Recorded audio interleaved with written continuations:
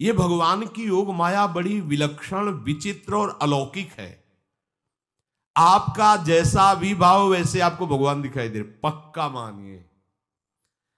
आप स्त्री भाव से देख रहे हैं तो भगवान आपको स्त्री रूप में आपके पास है, पुत्र भाव से पुत्र रूप में आप जान नहीं पा रहे, वही है, दूसरा नहीं है। हजारों बार बता चुके हैं कि ना मानने और ना जानने पर भी आपके हृदय में सत्ता उन्हीं की है। जिस दिन वो भगवान अंतर ध्यान हो जाते, प्यारे पुत्र, प्यारी पत्नी, प्यारे सुहृद मित्र आदि को आप चिता में जला देते हैं, तो था ना आपके हृदय में आदर, पर आप अनजाने से भी भगवान का ही आदर करते हो। अगर जान करके आदर कर लो तो तुम मुक्त हो जाओ इस दुख से, इस प्रपंच से। श्री भगवान कहते हैं कि मेरे अज अविनाशी स्वरूप को ये मूढ़ लोग नहीं जानते हैं, केवल वही जान सकता है जो मेरा आश्रय लेकर के मेरे को पुकारता रहता। भजन का मतलब तब पुकारना, भगवत चिंतन करना। वेदाहम शमतीतानि वर्तमानानि चार्जुन भविष्याणि च भूतानि माम तु वेद न कश्चन। हे अर्जुन, जो प्राणी भूतकाल में हो चुके हैं तथा जो वर्तमान में है और जो भविष्य में है, उन सब प्राणियों को मैं जान रहा हूं। जैसे आंवला ऐसे रख लो तो चारों तरफ से देख सकते हो, ऐसे भगवान अनंत ब्रह्मांडों को, जीवों को एक साथ देख रहे हैं। यही भगवान की भगवत्ता है, एक साथ देख रहे हैं।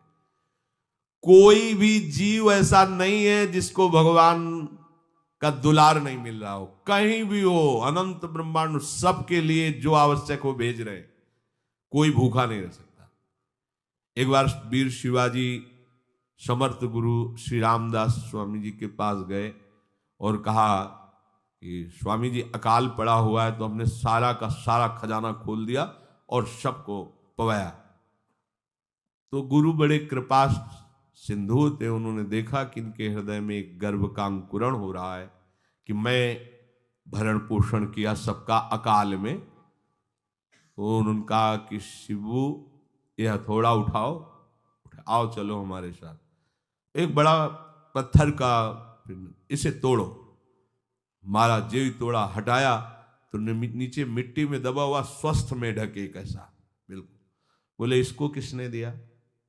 देखो ना कितना स्वस्थ है, पुष्ट है, इसको कौन आहार दे रहा है, इसको कौन प्राण पोषण कर रहा है? बोले भगवान। तो बोले तुम कैसे दाता बन गए? संपत्ति तो सब भगवान की है, भगवान ही सबका, ये अहम मत करो कि तुम पोषण करते हो। नहीं, छोटी सी वृत्ति को भी गुरुदेव बर्दाश्त नहीं करते। जो गुरु शरणागत होता है वो उनकी बात समझता है, अन्यथा वो अपनी मनमानी वृत्ति को ही आदर देता है, गुरु की आज्ञा वृत्ति को नहीं देता। छोटा सा भी अभिमान का कण अपने जनों में गुरुदेव को बर्दाश्त नहीं होगा, क्योंकि यही भगवत प्राप्ति में बाधा बन जाएगा। कितने जीव चराचर जगत में, देखो हमारे भगवान की भगवत्ता, सबको देख रहे हैं, सबको व्यवस्था दे रहे हैं, सब कुछ देख रहे हैं। 3 प्रकार की लीला हो रही, कहीं पालन लीला, कहीं सृजन लीला, कहीं विनाश लीला, उन्हीं के द्वारा हो रही, वही देख रहे हैं, वही कर रहे हैं। अगर ये बात तुम्हारी समझ में आ जाए तो अभी भगवान की शरण हो जाओ, पर अहम के कारण ये बात समझ में नहीं आती। जो भूतकाल में हो चुके हैं, वर्तमान में हैं, जो भविष्य में होंगे, सबका प्रभु वर्तमान की तरह देख रहे हैं, दर्शन कर रहे हैं। परंतु मुझे मेरे भक्त के सिवा कोई नहीं जानता है। भक्त के सिवा कश्यन, कोई भक्त बिरला, वही केवल भगवान को जान। भगवान सबको देख रहे हैं, भगवान की दृष्टि सब पे है। अगर ये बात आपकी समझ में आ जाए तो अभी आनंद आने लगेगा। मैं भगवान की दृष्टि में हूं, बस आज हमें सत्संग से बात मिली कि मैं भगवान की दृष्टि में हूं, मुझे वो देख रहे हैं, बढ़िया बन गया। अब आप पाप कैसे करोगे? क्योंकि भगवान की दृष्टि में भगवान आपको देख रहे हैं। डरो, किसी गवाही की जरूरत नहीं, वो देख रहे हैं। तो आप भय क्यों कर रहे हो? आपको भगवान देख रहे हैं, आपको डरना नहीं। फिर आप कामना क्यों कर रहे हो? भगवान आपको देख रहे हैं, जो चाहिए उस समय से दे देंगे, आप निश्चिंत रहिए। अगर आप अहम करोगे तो दुख भोगोगे, आश्रित रहोगे तो सब अपने आप निर्वाह हो जाएगा। एक आदमी ट्रेन के डिब्बे में बैठे ऐसे ऐसे दौड़ रहा था। एक ने पूछा भाई क्यों दौड़ रहे? बोले अमुक स्टेशन जाना है। तू बैठ जा, गाड़ी चल रही है, ट्रेन चल रही, तू बैठ जा। ऐसे ही त्रिगुणात्मिका माया की ट्रेन चल रही, पूरे विश्व का विश्वंबर भरण पोषण कर रहे हैं, तू तो बैठ जा भगवद आश्रय लेकर के, तू काहे को दौड़ा घूम रहा है? लेकिन ये अहंकार के कारण भटकता रहता है। भूत, वर्तमान और भविष्य काल, ये 3 विशेषण देकर भगवान कह रहे हैं कि मैं सबको देखता रहता हूं, जो हो गए, जो हैं, जो होंगे। भूत के प्राणी, भविष्य के प्राणी अथवा वर्तमान के प्राणी सभी भगवान की दृष्टि में वर्तमान की तरह ही है। ये भूत, भविष्य, वर्तमान काल केवल हम लोगों की दृष्टि में भेद है, भगवान की दृष्टि में नहीं। हो चुका, होगा, हो रहा है। भगवान की दृष्टि में सब हो रहा है, पीछे का भी, अब का भी, सब सामने चल रही सीन। हमारे हृदय में विश्वास हो जाए प्रभु हमें देख रहे हैं। अभी तो हमें ये नहीं पता कि हम भजन कर रहे हैं, भगवान पता नहीं जान रहे हैं कि नहीं जान रहे हैं। अभी भक्ति में रंग आ जाए, अगर ये बात समझ में आ जाए कि प्रभु देख रहे हैं हमें। देखो, जब हमारे गुरुजन बैठकर सुनते हैं और जब गाने को अवसर मिलता है तो ज्यादा उत्साह होता है कि बैठे सुन रहे हैं। ऐसे ही अगर हम मान लें कि हमारे प्रभु सुन रहे हैं, हम जो भजन कर रहे हैं हमारे प्रभु देख रहे हैं, जो सेवा कर रहे हैं भगवान हमारे स्वीकार करें, प्रियालाल स्वीकार कर, अभी भक्ति का रंग आ जाए, ये बात हमारे हृदय में बैठ जाए कि मैं हर समय प्रभु की दृष्टि में हूं, हर समय मैं अपने आराध्य देव की दृष्टि में हूं, कितना आनंद आएगा। अंदर से सोचो जरा, हर समय वो हमें देख रहे हैं और वो कह रहे हैं मैं देख रहा हूं। पीछे जो तुम किए वो देख रहे हैं वर्तमान की तरह, अभी जो वो तुम देख रहे हो, देख रहे हैं, आगे जो करोगे वो भी देख रहे हैं। वो पहले से उनको सब पता है, तुम ऐसे ऐसे चलोगे, ऐसे ऐसे कार्य करोगे। भगवान की दृष्टि में सब कुछ वर्तमान ही रहता है। संपूर्ण प्राणी काल के अंतर्गत है और प्रभु श्री हरि कालातीत है। देश, काल, वस्तु, व्यक्ति, घटना, परिस्थिति ये बदलते रहते हैं, पर प्रभु श्री हरि वैसे के वैसे ही रहते हैं। काल के अंतर्गत प्राणियों का ज्ञान एक सीमित है। अब इस दीवार के पीछे कौन खड़ा है, क्या कर रहा है पता नहीं, पर भगवान की दृष्टि में नहीं। भगवान की दृष्टि में सुमेरु पर्वत पर क्या हो रहा है, जहां किसी की दृष्टि, वहां भी उनको, ब्रह्मलोक में ब्रह्मा क्या कर रहे हैं, बैठे बैठे सब। इसीलिए कितने महान ईश्वर हैं। एक छोटी सी भी चींटी को दाना मिला कि नहीं, उनको चिंता है। देखो, आप छोटे से 2-4 लोगों का भार लेकर के चिंतित हो रहे हो, अनंत ब्रह्मांडों के अनंत जीवों का भरण पोषण प्रभु हमारे कर रहे हैं और निश्चिंत हैं।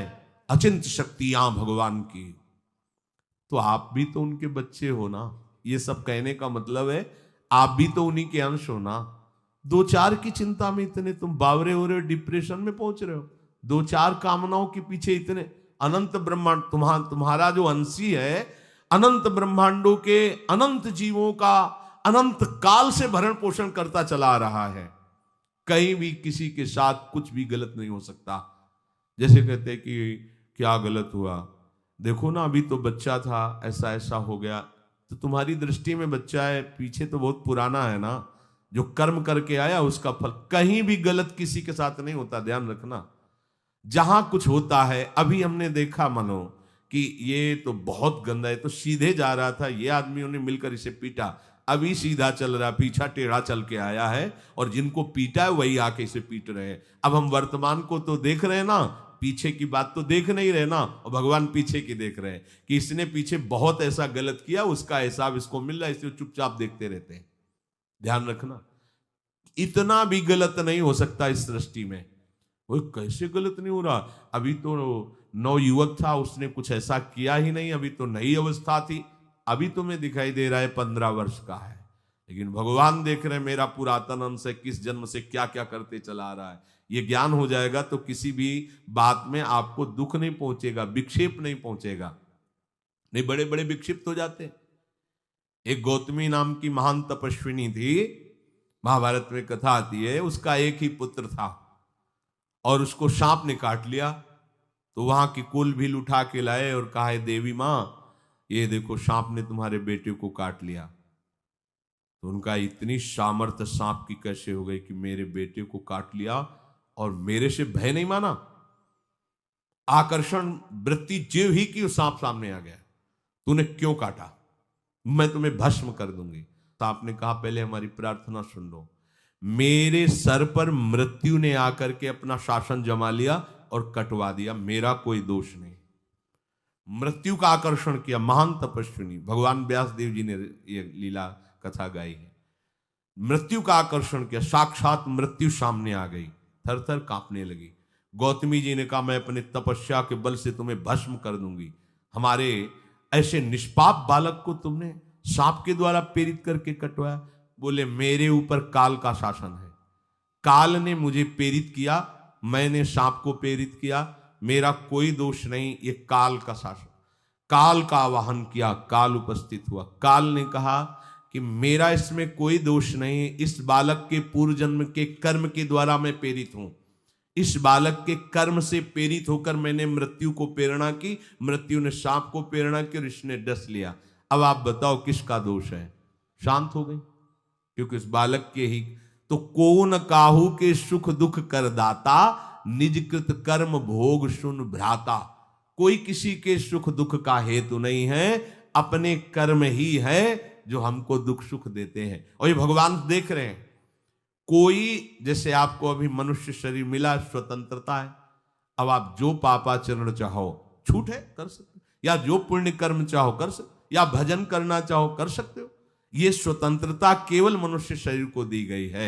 आपको जो पूर्व भोग मिल रहे हैं वो आपके पीछे के कर्मों के हैं। तो जो ज्ञानी जन होते हैं, विवेकी जन होते हैं, आए हुए प्रारब्ध को भोग लेते हैं, नया कोई पाप नहीं करते, निरंतर भजन करते रहते, भगवान की कृपा से मुक्त हो जाते। अगर भगवान की शरण में नहीं होगे, भजन नहीं करोगे, तो आपके ऊपर बहुत से ऋण है, दुर्गति हो जाएगी। ऐसा नहीं है। आप यहां भी तो देखो ना, आपके मकान, आपका व्यापार, सब कुछ आपका कहा जाता है, लेकिन सब कुछ सरकार का है। हर चीज का टैक्स देना पड़ेगा तुम्हें, पानी का भी टैक्स देना पड़ेगा, मकान का भी टैक्स देना पड़ेगा, और तुम भी जो करोगे वो पैसा दो सरकार को। टैक्स तुम ऐसे फ्री थोड़ी जा नहीं होता, देना पड़ता है ना। आप मान लो नौकरी कर रहे हो कि हमारी नौकरी करे, तो उसमें सरकारी टैक्स कटेगा आपका, क्योंकि आप सरकारी आदमी हो, भारत देश के वासी हो। ऐसे ही ये टैक्स लगे हुए हैं सरकारी भी, मातृ ऋण, पितृ ऋण, ऋषि ऋण, ये टैक्स है। ऐसा नहीं कि तुम कमाओ खाओ और इसके बाद मर के जाओ स्वर्ग मिलेगा। टैक्स चुकाओ। ये मनुष्य शरीर मिला, इन ऋणों से मुक्त हो। अगर नहीं हुए तो अभी तुम्हें दुर्गति होगी। आप देखो, जब कभी ऐसी सूचना मिलती कि अमुक आदमी का अमुक धन पकड़ा गया, तो इनाम दिया जाता है क्या कि इतना कमा लिया? सजा दी जाती है, तुमने टैक्स की चोरी की। अगर चोरी नहीं की, मेहनत से कमाया या व्यापार से कमाया, दिया नहीं सरकार को, हाँ दिया नहीं, इसीलिए तुम्हें टैक्स की चोरी का दंड मिलेगा, सारा धन अपहृत हो जाएगा, तुम्हारी निंदा होगी, तुम्हें सजा मिलेगी। बोलो मिलती है नहीं? ऐसे ही ये लड़का, बच्चा, पत्नी, पुत्र, परिवार जो भी है, ये सब श्री भगवान का तुम्हें टैक्स देना है। क्या टैक्स देना है? भगवान की शरण होकर उनका सुमिरन करो, सारे ऋणों से वो मुक्त कर देंगे। एकादश स्कंद में कहा है, मेरा भजन करने वाले का कोई ऋण नहीं रह जाता। और नहीं तो महाभारत में ही प्रसंग आता है, एक जरत्कारु नाम के ब्रह्म ऋषि थे। ऋषि और भक्त में बड़ा अंतर होता है। वो तपस्या प्रधान, जैसे दुर्वासा ऋषि तपस्या प्रधान थे, वो बाल ब्रह्मचारी और तपस्या से युक्त एक दिन भ्रमण कर रहे थे, तो आवाज आई, मेरी रक्षा करो, मेरी रक्षा करो। तो उस आवाज की तरफ बढ़े तो देखा कुएं में उल्टा लटके हुए हैं बहुत से ऋषि, और एक केवल तंतु है, एक केवल तंतु है जिसमें दो चूहे लगे हुए उसको भी काट रहे हैं, एक काला और एक श्वेत। तो उन्होंने देखा और दयालु हो गए कि ऋषियों, मैं तुम्हारी कैसे रक्षा कर सकता हूं? तो उन्होंने कहा कि ये जो दो चूहे हैं रात और दिन हैं, और जो हम लोग हैं ये तुम्हारे पितर हैं। ये चूहे तुम्हारी आयु को काट रहे हैं, एक तंतु हमारे कुल में केवल तुम ही हो, और तुमने तपस्या की ठान ली, ब्याह किया नहीं, गृहस्थ धर्म में गए नहीं, पुत्र हुआ नहीं, तो तपस्या में, भक्ति में एक दम है कि सब ऋणों से मुक्त कर देगी। ये बात ध्यान रखना, तपस्वी अलग है, भक्त अलग। इसलिए पीछे चर्चा आई थी कि तपस्वियों से भी अधिक, ज्ञानियों से भी अधिक, कर्मकांडियों से भी अधिक वो मेरा भक्त योगी होता है। तुमने तो ब्याह किया नहीं, तो अब ये तंतु रात दिन तुम्हारे जीवन को काट रहे हैं, जहां तुम खत्म हुए हम सब नरक में गिर जाएंगे। पितरों ने कहा तुम पितर ऋण से युक्त हो, मुक्त तभी होगे जब ऐसा करो। वो दृश्य खत्म, अंतर ध्यान हो गया। वो बड़े दुखी हुए कि क्या करें। तो उन्होंने मन में निश्चय किया कि एक ब्याह तो करूंगा पितरों के उद्धार के लिए। इतने बड़े तपस्वी हैं जरत्कारु जी, बड़ी महिमा है, लेकिन बात यहां फंस गई। पितृ, उन्होंने मन में निश्चय किया कि कोई आके अपनी कन्या दे दे और उसका भी नाम जरत्कारु हो। मैं बिल्कुल भरण पोषण नहीं करूंगा और कभी हमसे कोई प्रश्न ना करे। ऐसी अगर कोई कन्या देगा तो मैं स्वीकार कर लूंगा। अब ऐसे ना नगर जाना है ना किसी से बात करनी, तो वृक्षों से कहते अपने पितरों के उद्धार के लिए मैं चाहता हूं कि कोई पाणी ग्रहण संस्कार करा दे, कोई हमारे नाम की कन्या को दे दे, और ऐसा ऐसा व्रत है। ऐसा ही बोल रहे थे, वासुकी नाग उपस्थित हो गए और उनकी बहन का भी नाम जरत्कारु था। उन्होंने कहा सुनिए महाराज, मैं नागराज वासुकी हूं, सब देव रूप में, कोई ऐसे नहीं सांप वैसे बने, देव रूप, और सुंदर कन्या जरत्कारु। बोले ये कन्या मैं आपको समर्पित करता हूं, हमारा सौभाग्य होगा आप जैसा महर्षि हमारी बहन का पति बने। इसका भी नाम जरत्कारु है, और आपकी जो इच्छा है कि मैं भरण पोषण नहीं करूंगा तो मेरे पास संपूर्ण वैभव है, आप भी पधारिए, मैं आपका भी भरण पोषण करूंगा, अपनी बहन का भी। तीसरी बात, मेरी बहन इतनी शास्त्र सम्मत आराधना से युक्त है कि वो कभी आपसे प्रश्न ही नहीं करेगी, तो उनका स्वीकार है। प्रसन्न हुए, चले गए। काफी समय तक उनके महल में रहे। एक दिन जरत्कारु अपनी जरत्कारु पत्नी की गोद में सर रख कर ऐसे लेटे हुए थे, सो गए। और शास्त्रज्ञ थी, संध्या का काल था। संध्या काल में निषेध है मैथुन करना, भोजन करना और स्वाध्याय करना, ये सब संध्या काल में बस भगवत स्मरण परायण लोकवत। लेकिन हमारे यहाँ महारानी जी की संध्या आरती और संध्या भोग लगने के बाद ये, इसीलिए वृंदावन धाम इसका कहीं भी ये वेदान्नपि संन्यस्त, वेदों से भी ऊपर उठी हुई रसमयी रसोपासना है, प्रियालाल की महल है। ये जगत सिद्धांत नहीं है, ये जगदीश का भी सिद्धांत नहीं है, ये प्रेम सिद्धांत है। वृंदावन नित्य विहार रस है, इसलिए इसको बीच में बता देते हैं, कहेंगे दूसरे को तो, और यहाँ शाम के तो भोग ही लगता है, गान बजान होता है, बकाया सिद्धांत है। आंख मूंद करके या तो गायत्री जप या जो गुरु मंत्र चुपचाप शांत भाव से जपे, ऐसा। अब वो इस चिंता में थे कि मेरे पति का धर्म जा रहा है और मैंने आज तक कुछ बोला नहीं अपने पति से, अगर बोलती हूं तो हो सकता है ये नाराज हो जाए और छोड़कर चले जाए। अगर मुझे छोड़ देते हैं और इनका धर्म बचता है तो ये ठीक बात रहेगी। कितनी विवेकवान है। अगर ये सोते रह गए और सूर्य अस्ताचल को चले गए तो इनका धर्म लोप हो जाएगा, ये मैं होने नहीं दूंगी, अपने पति का धर्म लोप नहीं होने दूंगी।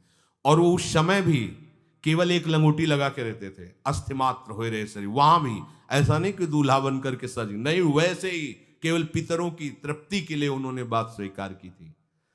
उन्होंने कहा महाराज उठिए, संध्या का समय है, शास्त्र निषेध करता है इस समय सोना नहीं चाहिए, नहीं आपके धर्म का लोप हो जाएगा। महाराज उठिए, सूर्य अस्ताचल को बस पहुंचने ही वाले हैं, उठिए। उठे एकदम लाल आंख करते हुए, तुमने हमें टोका कैसे, तुमने हमसे प्रश्न कैसे कर दिया, मैं अभी तुम्हारा त्याग करता हूं। बोले स्वीकार है, आपके धर्म का लोप ना हो। कहीं सूर्य अस्ताचल को चले गए, आपने अर्घ नहीं दिया तो जीवन भर की आपकी उपासना में कलंक लग जाएगा कि आपने संध्या काल में शयन करते हुए सूर्य आराधना नहीं की, आपके धर्म का लोप हो जाए। बड़ा सूक्ष्म धर्म का विषय। तो उनका सूर्य की ताकत कैसे कि मैं सोता रहूं और वो अस्ताचल को चले जाए, ऐसे महात्मा थे।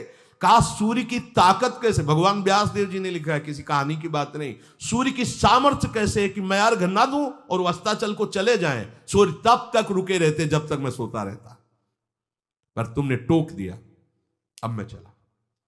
जब चले तो उन्होंने कहा हमारे गृहस्थ धर्म का जो फल होता है आपके पाणी ग्रहण स्वीकार का जो फल होता है उसको बिना दिए आप कैसे चले जा रहे हैं? तो उनका आस्ति वो है, चले गए। उसी से आस्तिक मुनि का प्रादुर्भाव हुआ और उन्होंने आगे बड़ा चरित्र है उनका, आस्ति, तो उसी से नाम रखा आस्तिक। आस्तिक उन्होंने जन्मेजय की यज्ञ को बंद किया। आप सोचो, एक पितर की तृप्ति के लिए उनको ये सब करना पड़ा।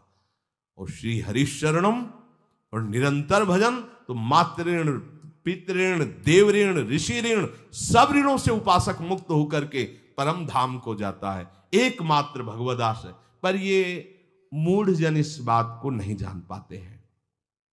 बिना कारण कृपा करने वाले प्रभु जीव को मनुष्य शरीर देते हैं। ये मनुष्य शरीर अंतिम शरीर है, अगर इसमें नहीं बना तो फिर चले जाओगे 84 लाख योनियों के चक्र में। इसी शरीर में अनंत जन्मों के संचित कर्म समुदाय का नाश करके भगवत प्राप्ति होती है या मोक्ष पद मिलता है। कौन सा प्राणी किस गति को जाएगा भगवान देखते हैं पर संकल्प नहीं करते, ध्यान रखना, क्योंकि आगे की भी देख रहे हैं, वो देख रहे हैं जो तुम कर रहे हो वैसे गति बनती चली जाएगी। भगवान संकल्प नहीं करते। भगवान तो एक बार संकल्प कर दिया, एको हम बहुश्यामा, उसी में बहुत रूपों में प्रकट हो गए। अब तुम्हें संकल्प करना है कि इस जन्म में मुझे भगवत प्राप्ति करनी है। जो संत शास्त्र सदगुरुदेव कह रहे हैं ऐसा करो ऐसा ना करो, यदि आप इस भावना को स्वीकार करके आराधना करेंगे तो निश्चित निश्चित भगवत प्राप्ति इसी जन्म में हो जाएगी। प्रभु केवल तुम्हें निमित्त बनाना चाहते हैं, कल्याण तो वही करेंगे। जैसे अर्जुन से कह रहे हैं भीष्म आदि द्रोण आदि मेरे द्वारा मारे जा चुके हैं, तुम केवल निमित्त मात्र भव सव्यसाची। ऐसे ही अय उपासक तू केवल निमित्त बन जा, जो शास्त्र सदगुरुदेव आज्ञा करते हैं वैसे ही तू चल दे अपने मन को मार के, केवल तू निमित्त बन जा। कल्याण या भगवत प्राप्ति या मोक्ष वो तो भगवत कृपा से होगी। पूरी उद्धार की सामग्री तेरे अंदर जागृत कर देंगे प्रभु, केवल तू निमित्त बन जा, मेरी कृपा तेरी सारी बात बना देगी। विश्वास करो, इस बात पर विश्वास करो। भगवान कह रहे हैं तुम निमित्त बन जाओ, जो आदेश कर रहे हैं वैसा पालन करो, काम तो सब मेरी कृपा कर देगी।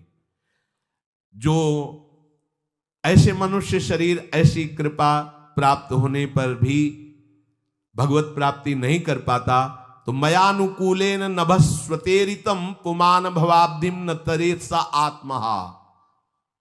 ऐसी मेरी कृपा का सहारा मिलने पर यदि वो भगवत प्राप्ति नहीं कर पाता तो बोले आत्महा है, वो आत्महत्यारा है, वो दुर्गति को प्राप्त होता है। मनुष्य के लिए खास बात है कि प्रभु ने कृपा करके तुम्हें जो सामर्थ्य दी है, जो समझ दी है, जो सामग्री दी है, उसका दुरुपयोग मत करो। केवल भगवत प्राप्ति के लिए चलो, केवल भगवत प्राप्ति के लिए। ये सबकी समझ में नहीं आएगा, बिल्कुल बात समझ ले। केवल भगवत प्राप्ति के, ये जो कहते हैं कि और हमारे धर्म कर, ये सब फसाव है। आप गृहस्थ बने रहो, आप व्यापारी बने रहो, पर आप लक्ष्य रखो कि मुझे इस जन्म में भगवत प्राप्ति करनी है। आपका लक्ष्य दृढ़ होगा तो नाम जप चलता रहेगा, संसार का कोई विकार आपको परास्त नहीं करेगा। अगर आपने ऐसा अटल निश्चय कर लिया तो तुम्हें जो भगवत सामर्थ्य मिली उसका तुम दुरुपयोग नहीं करोगे। देख लो, अपने लोग बहुत बड़ी गलती करते हैं, जो आध्यात्मिक ऊर्जा शक्ति उसको विषयों में दुरुपयोग करके नष्ट कर रहे हैं। कहते हैं अब हमारा मन नहीं लगता, अब हमारा बड़ा शांति है, घबराहट है। क्यों शांति है, क्यों घबराहट है? जब तक तुम धर्म विरुद्ध नहीं करोगे तो अशांति नहीं हो सकती, भय नहीं लग सकता, विषाद नहीं हो सकता, क्लेश नहीं हो सकता। लिख लो ये बात। किसी को भी कभी भी भय महसूस हो रहा है, अशांति महसूस हो रही, घबराहट महसूस हो रही, आप भगवत प्रदत्त शक्ति का दुरुपयोग कर रहे हैं, समय का दुरुपयोग कर रहे हैं, सामग्री का दुरुपयोग कर रहे हैं, अर्थात कोई न कोई अधर्म आचरण कर रहे हैं। अब भी आपको उपाय बता देते हैं। यदि तुम्हारा मन जलन पैदा कर रहा है तो भगवान से हाथ जोड़कर कहो कि हे नाथ, मेरे से अब तक जो गलतियां हुई हैं उन्हें क्षमा कर दो। आगे मैं गलती नहीं करूंगा, आपके बल से, आपके बल से। ये भी ध्यान रखो, आपके बल से, अपने बल से नहीं, आपके बल से। हे नाथ ऐसा मुझे बल दो जिससे कभी मैं आपके और गुरुदेव के विपरीत न चलूं। अगर कोई हमसे गलती हो जाए तो मुझे तत्काल दंड दे देना, क्षमा मत करना। आगे ये बहुत बढ़िया बात है। अगर हमको क्षमा कर दिया जाएगा तो हमारे मन को उत्साह बढ़ जाएगा फिर गलती करने का। अगर दंड दे दिया जाए तो मन डर जाएगा। इसीलिए प्रार्थना में ये भी कहना चाहिए, पर हिम्मत नहीं पड़ेगी क्योंकि मन को बहुत दुलार करते हैं ना, कि प्रभु मेरे से जो गलती हुई उसे मुझे दंड दे दो, मैं क्षमा नहीं चाहता। क्योंकि हम देखते हैं जब हम क्षमा कर देते हैं तो उसका उत्साह बढ़ जाता है मन का और गलत करने का। प्रभु इसे क्षमा मत करो, इसे दंड दो। एक बार इसकी भरपूर बेइज्जती होनी चाहिए। जब इसको सब देखेंगे हाँ ये, तो अपने आप ही मन सही रास्ते में आ जाएगा। प्रभु आप क्षमा कर देते और बात गुप्त रहती है तो इसको बढ़ावा और मिल जाता है और पापाचरण कर, क्योंकि ये दुष्ट है ना। अगर साधु हो तो बचत हो जाए कि देखो प्रभु ने इस गलती को छुपा दिया और कोई जाना भी नहीं और क्षमा भी कर दिया, अब मैं आगे से बिल्कुल नहीं करूंगा। ये दुष्ट है ना, ये ऐसा नहीं करता। क्षमा हो गई तो उसको लगता है आगे भी क्षमा हो जाएगी, चुपचाप चलो मनोरंजन करते हैं। नहीं प्रभु मुझे दंड दीजिए, जैसे कुंती जी कहती है मुझे विपत्ति दीजिए। ऐसे उत्तम भक्त वही है। हे नाथ आज तक जो गलतियां हुई क्षमा कीजिए, आगे गलतियां नहीं होंगी, ये मैं आपके बल से कह रहा हूं। प्रभु यदि मेरे से चूक हो जाए तो आप क्षमा मत करना, मुझे दंड देना जिससे मेरा सुधार हो जाए, मैं आपके अनुकूल चलने लगूं। मनुष्य की असमर्थ दो तरह से होती है। एक असमर्थ कि वो कर ही नहीं सकता, जैसे किसी से कहा जाए कि तुम ये मकान उठा करके वहां रख दो, तो कर ही नहीं सकता। ऐसी सामर्थ्य जो आप में करने के लिए भगवान कभी आदेश ही नहीं देंगे, ध्यान रखना। एक बात ध्यान दीजिए, कोई भी ऐसी भगवद आज्ञा या गुरु आज्ञा नहीं होती जो आप नहीं कर सकते। आप जो कर सकते हैं वही आज्ञा होती है। दूसरी असमर्थ ये होती है कि करना चाहता हूं, समय भी है, पर पता नहीं कोई अंदर से करने नहीं देता। भजन करना चाहता हूं, ब्रह्मचर्य से रहना चाहता हूं, और अनुकूल कृपा भी है, सत्संग मिल रहा है, धाम वास सब, पर कोई हमारे ऊपर सवार हो जाता है और हमसे ऐसा करवा लेता है। यह है प्रमाद, यह है मूढ़ता, यह साधक को नष्ट कर देती है। दो प्रकार की असमर्थता की बात हुई। एक ये कि भाई हम असमर्थ हैं, कहा गया कि इस मकान को वहां उठा के रख दो, नहीं रख सकते, तो ऐसा आदेश ही भगवान और गुरुदेव का होता नहीं होगा। और अगर आदेश हो गया है तो आप उठा के देख लेना, आप उठा लोगे। अगर आपको यह ध्यान रहा कि गुरुदेव की आज्ञा है, हरि की आज्ञा है, हो जाएगा। हम कई बार आपको कहा है, अंगद को ऐसे मसल दें, ऐसे वीर थे रावण की सभा में, पर राम प्रताप सुमिरपन रोपा। इस सभा में कोई बड़ा वीर हो, मेरा पैर उठा दे, राम जी सीता जी हार जाएंगे, वापस चले जाएंगे। ये बात थर्रा देने वाली बात है। घबरा, आराध्य देव और माता जानकी दोनों को दांव में लगा दिया, उठा दे कोई पैर, पर उनको भरोसा था कि मैं राम के बल पे कह रहा हूं।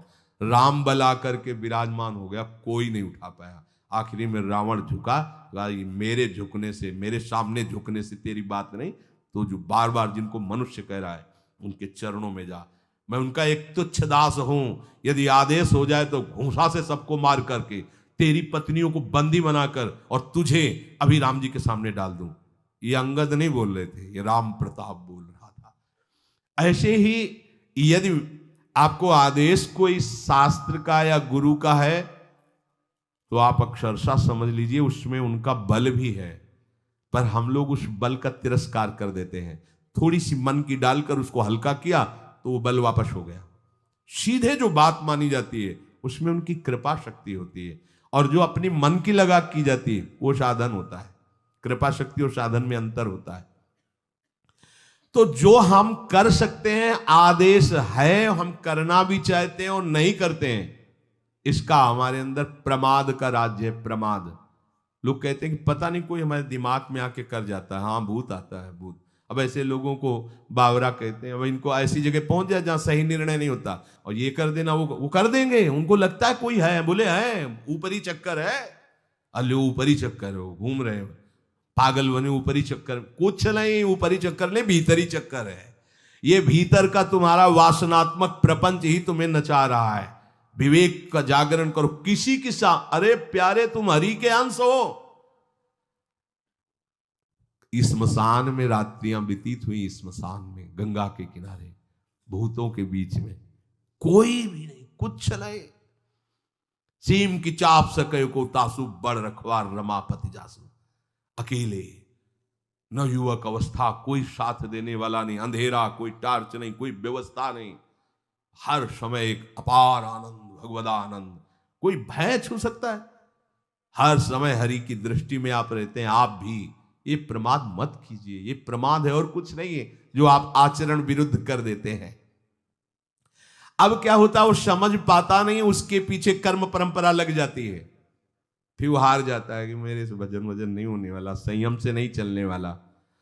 अब वो योनि पर योनि प्राप्त करता चला जाए, ये योनि यो योनि। भगवान के स्वभाव को समझो और उनके आश्रित हो जाओ। कोटि विप्र बदल आ गए जाहू, आए सरन तजो नहीं ताहू। जो नर होए चराचर द्रोही, आवे सभय सरन तक मोही। तो तज छल कपट मोह मद माना, करूं शब्द ते साधु समाना। एक बार जीवन को प्रभु के चरणों में अर्पित कर दो। बस प्रभु सब संभाल लेंगे अपने बल से। अपने बल से संभालने का तात्पर्य है आप उनकी आज्ञा पालन का प्रयत्न करो। प्रयत्न की सफलता प्रभु के द्वारा होती है। जब हम प्रयास करते हैं ना, तो प्रभु हमें आगे से आगे रास्ता देते चले जाते हैं। और ये जन्म भगवत प्राप्ति होनी ही चाहिए। अब इसके नीचे सौदा मत कर लेना। प्रभु से मिलने के सिवा और कहीं सौदा न कर लेना, क्योंकि आपके पास धन है। ठग लोग आएंगे आपको ठगने के लिए। ये भोग भोग लो, ये भोग भोग लो। कैसे बताएं? यदि तुम भगवत आश्रित हृदय से हो जाओ तो स्वप्न में भी तुम्हें डिगने नहीं देंगे। एक बार किसी उपासक ने अपना अनुभव बताया कि स्वप्न में उसके सामने कई भोग सामग्रियां से भरा हुआ मकान, सब व्यवस्था, वो एक बहुत सुंदर तरुणी, बस हमने आपको पसंद कर लिया। ये स्वप्न की बात, हमने आपको पसंद कर लिया, हम जिसकी खोज में थी वो आप हमें मिल गई, बस अब तो हमारे जीवन धन आप ही हो। वो सुनने लगा, मतलब उसको अच्छा लगने लगा ये बात सुनने में। इतने में ही एक देवी प्रकट हुई, इतना सुंदर रूप कि करुणा बरस रही थी उस रूप से, और स्पष्ट कहती ये छल है, ये कपट है, झुकना मत, देखना मत, इसकी सुनना मत। यदि सुन लिया और इसके प्रलोभन में झुक गए और इसको देख लिया तो तुम चले जाओगे, तुम्हारा आंख खुल गई। बड़ा आनंद हुआ उस उपासक को कि स्वप्न में भी आश्रयदाता उसको डिगने नहीं देते। स्वप्न में भी, ये बात समझ लो, स्वप्न में भी भय आने नहीं, स्वप्न ही था। हो सकता था स्वीकृति उस उपासक के हृदय की हो जाती, लेकिन जगने पर हाहाकार मच जाता कि कैसे स्वीकृति हो गई। पर देखो, जिसका आश्रय लिए वो उससे सुंदर रूप लेकर खड़ा हो गया और समझा रहा है छल है, कपट है, झुकना मत, देखना मत। आप तो केवल आश्रित होके तो देखिए, जागते हुए, सोते हुए, स्वप्न में, ये तुम्हारी अवस्थाएं, प्रभु की नहीं है। वो तुम उन्हीं की गोद में जग रहे हो, उन्हीं की गोद में सो रहे हो, उन्हीं की गोद में शयन कर रहे हो। एकमात्र प्रभु का आश्रय लेकर निरंतर भजन करते हुए इस जन्म में केवल भगवत प्राप्ति, अन्य सौदे में हमें फंसना नहीं है। बहुत से प्रलोभन आएंगे कि ये फ्री ले लो, फ्री भोग लो, कोई नहीं जानेगा। आपको सौदा नहीं करना अपने हरि आश्रित बल का, आपको उससे केवल हरि की प्राप्ति करनी। प्रलोभन आएगा, ध्यान रखना, भय आएगा। हे भगवान, आज तक जो भजन किया है इस भय को हटा दीजिए, क्योंकि इज्जत चली जाएगी, सब लोग थू थू करेंगे, मेरे से बहुत गलती हो गई, हटा दीजिए। हरि मुझे दंड दो, पूरी सभा में मेरा तिरस्कार करवाओ, ये मन लाख समझाया नहीं समझा, अब जब बेइज्जती होगी ना इसकी तब समझेगा। कुछ नहीं होगा और कृपा हो जाएगी, आगे बढ़ जाओगे। बिल्कुल अपने भजन को खर्चा मत करना, ना भय में और ना किसी सुख प्रलोभन में, तो इसी जन्म में भगवत प्राप्ति हो जाएगी।